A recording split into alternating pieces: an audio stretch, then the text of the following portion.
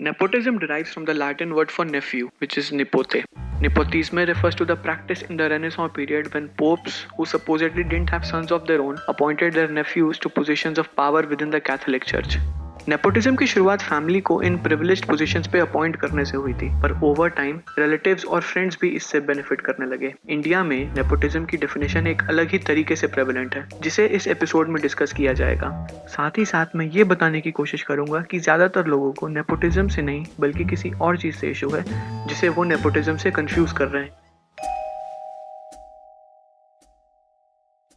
सुशांत सिंह राजपूत की डेथ के बाद इंडिया में नेपोटिज्म की डिबेट ने फिर से तेजी पकड़ी, पर इससे पहले कि हम ये डिस्कस कर सकें कि सुशांत सिंह राजपूत की लाइफ और करियर पे इसका क्या इफेक्ट था, हमें नेपोटिज्म के मायने इंडियन कॉन्टेक्स्ट में समझने होंगे।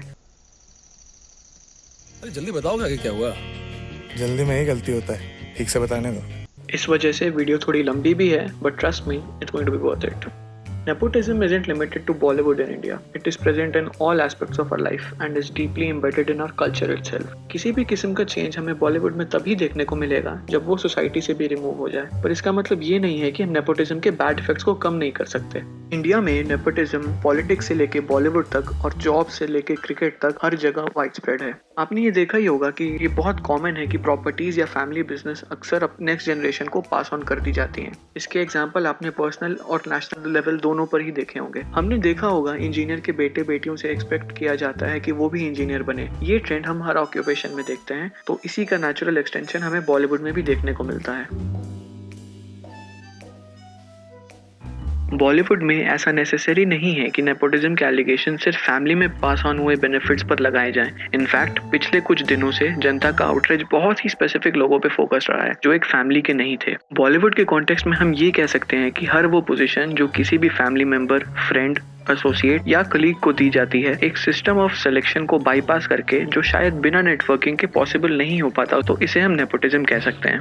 तो इस मॉडिफाइड डेफिनेशन के साथ हम देखते हैं कि काफी ऐसे एग्जांपल्स भी सामने आते हैं जो पहले अपैरेंट नहीं थे। जैसे सलमान खान की मूवीज में कॉस्ट्यूम से लेके सेट डिजाइन तक, यहाँ तक कि रोल्स भी उनके दोस्तों या रिश्तेदारों को ही मिल जाते हैं, जिसकी वजह से बॉलीवुड में क्लब्स या कैंप्स बन जाते हैं। ऐसे कैंप्स हमने देखे हैं शाहरुख खान, सलमान खान, करण जौहर, यश राज, संजय लीला भंसाली और कई एक्टर डायरेक्टर पेयर्स के साथ।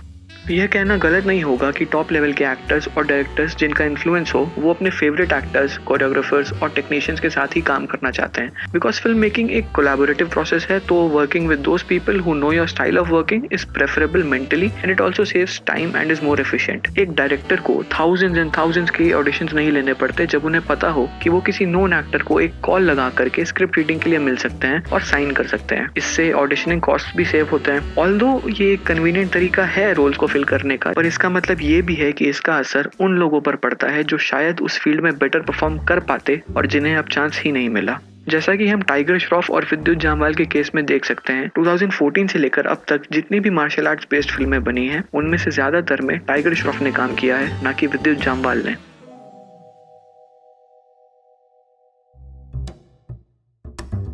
हाल ही में हॉटस्टार पे 7 फिल्मों को ऑनलाइन अनाउंस किया गया, जिसमें अक्षय कुमार, अजय देवगन, आलिया भट्ट, अभिषेक बच्चन इनवाइटेड थे। इस इवेंट की होस्टिंग की वरुण धवन ने। ये वही इवेंट है जिसमें दिल बेचारा भी अनाउंस की गई। इस पर विद्युत जामवाल ने ट्वीट कर कहा, a big announcement for sure, 7 films scheduled for release but only 5 are deemed worthy of representation. 2 films received no invitation or intimation. It's a long road ahead. The cycle continues. बोल बच्चन के 8 साल complete होने पर अजय देवगन ने एक tweet किया जिसमें अमिताभ बच्चन, अभिषेक बच्चन और रोहित शेट्टी मेंशन्ड थे। प्राची देसाई ने पॉइंट आउट किया कि कैसे अजय देवगन ने कुछ दूसरे एक्टर्स को मेंशन करना मिस कर दिया।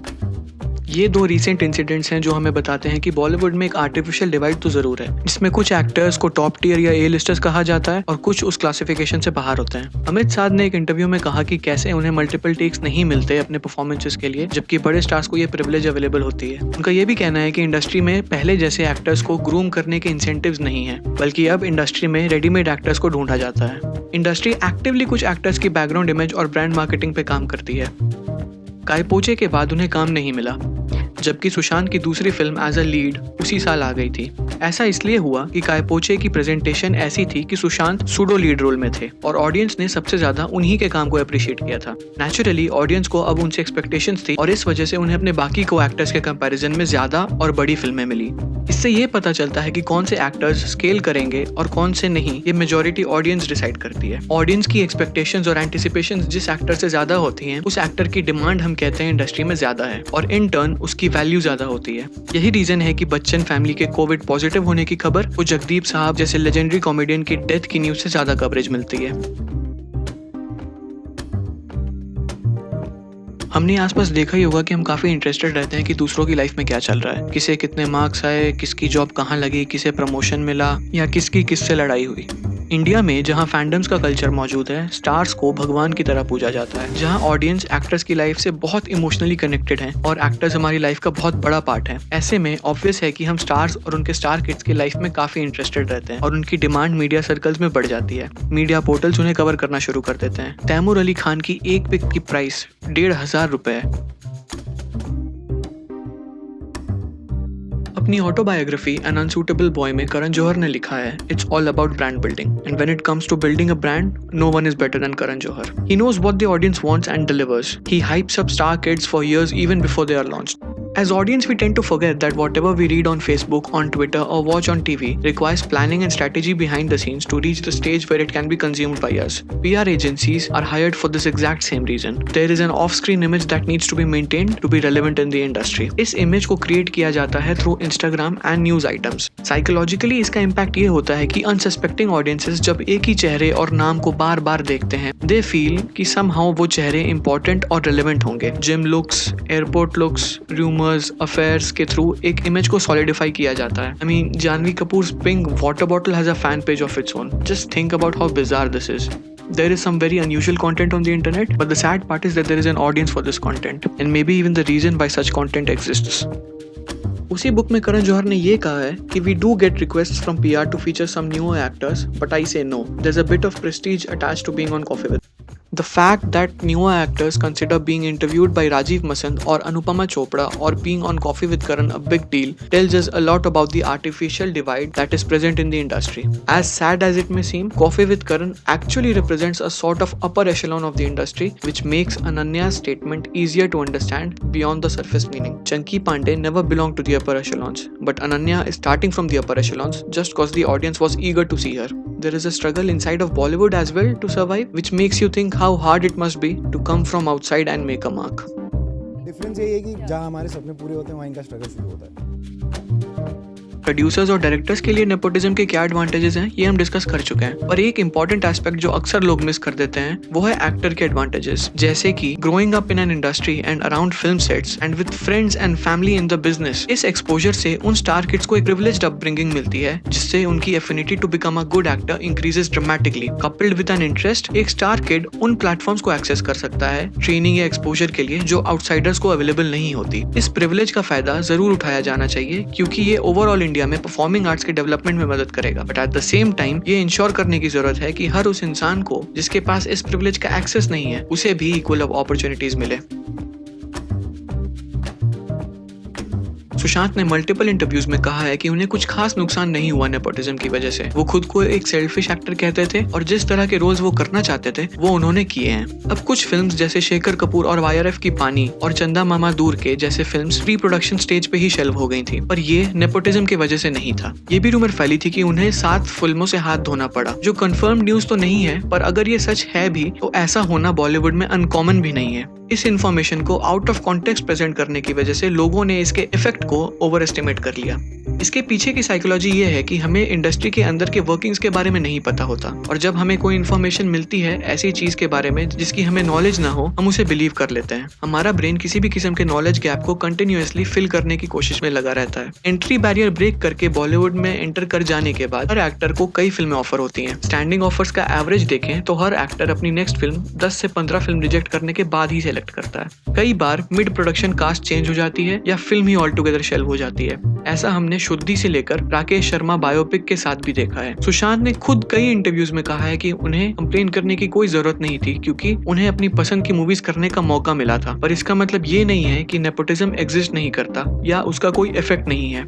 Sushant wasn't a weak mind who would give in to these pressures, but why the intentional stories of depression and nepotism were floated and the intentions behind it deserve a separate dedicated video of its own. 1 मार्च 2019 में release हुई थी दो फिल्में, लुका छुपी और सोन चिड़िया। जहां एक तरफ लुका छुपी ने 94.75 करोड़ का बिजनेस किया, वहीं सोन चिड़िया ने सिर्फ 6.6 करोड़ का बिजनेस किया था। इन दोनों ही फिल्मों में स्टार किड्स या कन्वेंशनली जिन्हें हम नेपो प्रोडक्ट्स कहते हैं वो नहीं थे। फिर 21 मार्च 2019 में रिलीज हुई दो फिल्में, केसरी और मर्द को डर नहीं होता। जहाँ केसरी ने 154 करोड़ का बिजनेस किया था, वहीं मर्द को डर नहीं होता ने सिर्फ 2.03 करोड़ का बिजनेस किया। इन दोनों ही फिल्मों में नेपोटिज्म प्रोडक्ट्स तो थे, पर वो पुलिंग फैक्टर नहीं हो सकते थे। ये भी आर्ग्यू किया जा सकता है कि अभिमन्यु दसानी को नेपोटिज्म प्रोडक्ट कहना सही नहीं होगा क्योंकि भाग्यश्री इंडस्ट्री का कभी प्रोमिनेंट पार्ट रही ही नहीं और केसरी में परिणीति चोपड़ा का काफी कम रोल था। 2 अक्टूबर 2014 में रिलीज हुई थी दो फिल्में, हैदर और बैंग बैंग। जहां बैंग बैंग ने 181 करोड़ का बिजनेस किया, वहीं हैदर ने राउंड अबाउट 50 करोड़ का बिजनेस किया था। और इन दोनों ही मूवीज के स्टार्स को नेपोटिज्म का प्रोडक्ट कहा जा सकता है। इन मूवीज के एग्जाम्पल्स मैंने इसलिए लिए हैं क्योंकि इससे हमें ये पता चलता है कि किसी भी फिल्म के कमर्शियल सक्सेस में कंट्रीब्यूटिंग फैक्टर नेपोटिज्म नहीं होता। पर ये एग्जाम्पल एक जनरल टेंडेंसी जरूर दिखाता है इंडियन ऑडियंसेस की प्रेफरेंसेस की, और ये प्रेफरेंस है लाइट हार्टेड, कॉमेडी, एक्शन और रिसेंटली पेट्रियोटिक मूवीज की, जिन्हें कमर्शियली ज्यादा वायबल माना गया है बहुत समय से। हालांकि ये 6 मूवीज अच्छी थी, पर हर क्लैश में जो बेटर फिल्म थी उसी ने अंडर परफॉर्म किया है। Indian audience film watching audience नहीं है, बल्कि एंटरटेनमेंट सीकिंग ऑडियंस है। अब हर साल बॉलीवुड में हजारों मूवीज रिलीज होती हैं, तो मैं 6 मूवीज के एग्जांपल से एक स्क्यूड डेटा प्रेजेंटेशन नहीं करना चाहता, पर ये मूवीज एप्रोप्रिएट एग्जांपल्स हैं एवरेज सिचुएशन रिप्रेजेंट करने के लिए। आई रिमेंबर जब मैं मर्द को डर नहीं होता देखने गया था तो थिएटर में सिर्फ 3 लोग थे, इंक्लूडिंग मी, और जो बाकी के 2 लोग थे वो फिल्म स्टूडेंट्स थे।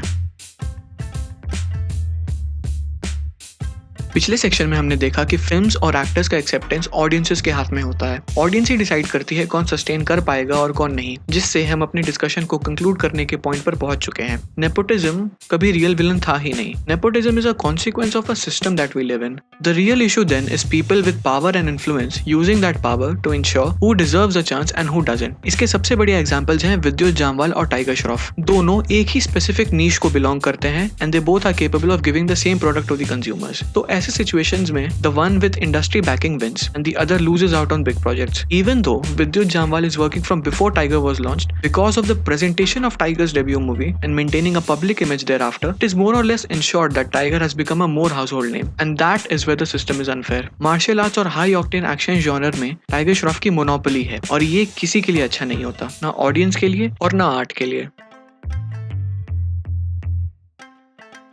In conclusion the point is nepo products होंगे, ये नेचुरल है, उनको रोकना भी गलत हो जाएगा। जैसे आप किसी डॉक्टर को अपने बच्चों को डॉक्टर बनाने की चाह के लिए क्रिटिसाइज नहीं कर सकते, वैसे ही हर उस एक्टर को क्रिटिसाइज करना भी गलत है जो एक्टर बनना चाहता हो, चाहे वो फिल्म बैकग्राउंड से हो या ना हो। क्रिटिसाइज हमें उन प्रैक्टिसेस को करना है जो डेलिबरेट अटेम्प्ट्स कर रही हैं कि सबको इक्वल चांसेस ना मिले और एक अनफेयर सिस्टम बन जाए जो एक ही इंसान को लेवरेज करे, वो इनसाइडर हो या आउटसाइडर। हमें ये भी याद रखना चाहिए कि नेपोटिज्म कोई फिक्स बाउंड्री नहीं है, बल्कि एक डायनामिक बाउंड्री है। आज का आउटसाइडर कल इनसाइडर बन सकता है, और हर इंसान टू सम एक्सटेंट इन्फ्लुएंस कर सकता है किसी ना किसी को। There is no absolute inside और outside, but up and down. एक और चीज है जिसका हमें ध्यान रखना है कि फिल्म्स एक प्राइवेट एंटरप्राइज है। एक प्रोड्यूसर जिसे चाहे और जो फॉर्म ऑफ सिलेक्शन चाहे उसे यूज कर सकता है अपने एक्टर्स, डायरेक्टर्स, राइटर्स, कोरियोग्राफर्स और बाकी मेंबर्स को चूज करने के लिए। ये वो पर्सनल ट्रस्ट के बेसिस पे करते हैं क्योंकि वो अपना पैसा लगा रहे हैं। वो ये डिसाइड कर सकते हैं कि उस प्रोजेक्ट में कौन काम करेगा और कौन नहीं। सिल्वर लाइनिंग ये है कि इस प्राइवेट एंटरप्राइज का रेवेन्यू पब्लिक डिसाइड करती है। अल्टीमेट पावर ऑडियंसेस की है। अगर हम कलेक्टिवली चाहें तो सारे अनफेयर प्रैक्टिसेस को खत्म किया जा सकता है। अब सवाल बस ये है कि हम ऐसा चाहेंगे कब।